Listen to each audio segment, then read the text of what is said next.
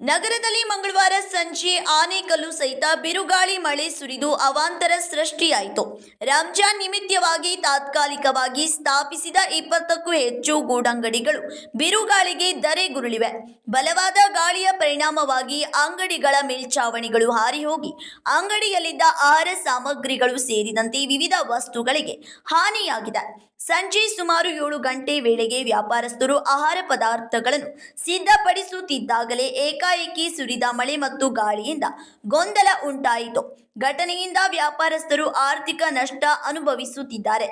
ಸ್ಥಳಕ್ಕೆ ಸ್ಥಳೀಯರು ಧಾವಿಸಿ ನೆರವು ಕಾರ್ಯದಲ್ಲಿ ತೊಡಗಿದ್ದರೂ ಘಟನೆಗೆ ಸಂಬಂಧಿಸಿದಂತೆ ಯಾವುದೇ ಪ್ರಾಣಾಪಾಯವಾಗಿಲ್ಲ. Vinod Kolkar, KMM Kannada news, Belagavi.